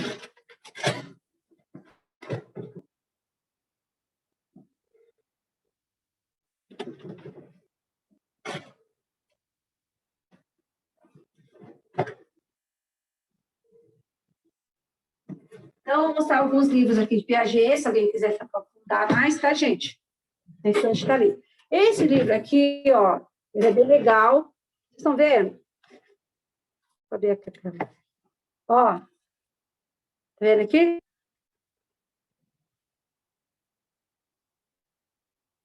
Então, eu vou falar um pouquinho. Então, esse livro aqui, ó, eu fiz, o que que eu fiz, né? Se alguém tiver interesse, tá lá na minha lojinha virtual, que deu trabalho, tá, gente? Eu tenho que valorizar um pouco o meu trabalho também, você entendeu? Eu não posso, assim, também... Tem uma coisa que eu levo tempão para fazer e, às vezes, né? Não tem como ficar dando, assim, gratuitamente, às vezes, porque dá trabalho. Então, eu peguei o estudo desse livro, entendeu? E montei algumas apostilas falando sobre a hipoassimilação, hipoacomodação, hiperassimilação e hiperacomodação. Então, quando eu falo de vamos por exemplo, chega um paciente lá na clínica, certo? Ele tem hiperacomodação e hiperassimilação.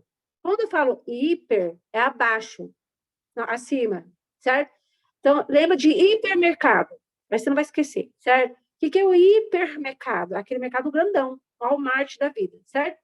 Então, quando eu falo em hiperassimilação, hiperacomodação, geralmente é aquela criança que chega na clínica para você, que ela mexe em tudo, que ela não para. Ela quer apontar o lápis, ela quer mexer não sei o quê, ela derruba lápis no chão, ela é bagunceira, ela não arruma, depois ela na EOCA você já observa bastante, né? Na entrevista operativa centrada na aprendizagem. Então, é aquela criança hiper, lembra aquela criança que... Só que, gente, ó, uma criança com possível TDAH, ela tem que ser hiper em todo lugar, tá? É em casa, é na escola, é na igreja, é no shopping, é na festa de aniversário, entendeu? É na escola, é lá com você. Não, gente, a criança na escola ela é agitada, mas em casa ela não é, na clínica ela não é, no shopping ela não é, na festa de aniversário ela não é. Como é que ela vai ser uma criança com possível TDAH hiperassimilativo ou hiperacomodativa, né? Então, tem que tomar cuidado, sabe? Aí, quando a criança é hipo, certo? É abaixo, lembra lá, hipo, certo? Hipoacumulativa, hipoassimilativa, certo? Então, aquela criança aqui pode ter um déficit de atenção, sim. Aquela criança fica quietinha, aquela criança que não quer mexer em nada, que ela não, né? Porque a gente deixa ali o lápis na EOCA para a criança apontar. Às vezes você põe tudo em saquinhos, né? Em saquinhos para ver se ela abre o saquinho, certo? Então, é aquela criança que tem medo de abrir um brinquedo, medo de abrir uma caixinha, aquela criança tem medo de tudo, aquela criança bem quietinha, tímida, né? Então, é aquela criança hipoassimilativa, hipoacomodativa, certo? Só que, gente, diante de tudo isso, você tem que observar essa criança, ela equilibra, ela assimila, ela acomoda e ela equilibra, tá? Certo? Porque uma criança hiperassimilativa ou hiperacomodativa, o que acontece? Ela não vai aprender na escola, e nem em outros lugares, às vezes. Por quê? Porque ela é tão agitada, né? A criança é tão agitada que essa agitação vai fazer com que ela tenha dificuldade na aprendizagem, entendeu? Ela apresenta essa dificuldade de aprender devido aos estímulos distratores. A Rafaela quer falar alguma coisa? Eu queria, Rose, eu tenho uma dúvida. Por exemplo, uma criança que tem a suspeita de TDAH, né? Você disse que ela é hiper em todo lugar, na escola, em casa, né? Mas, por exemplo, ela age de forma diferente em alguns lugares. Por exemplo, na rua, ela pode não ser aquela criança que fica agitada, correndo, mas ela fica agoniada, quer ir embora, não tem paciência, tudo dói, o pé dói. Então, eu olho por esse lado também, né? Aí na escola. Daquela criança reclamando, né? O tempo todo. Aí o sapato tá apertado, aí eu tô com sono, aí eu quero ir embora, aí eu não quero experimentar essa roupa, entendeu? Não é uma criança que fica, vamos dizer... Hã? Que sabe esperar, né? Uma criança que sabe esperar. Exatamente. Ela não sabe esperar, né?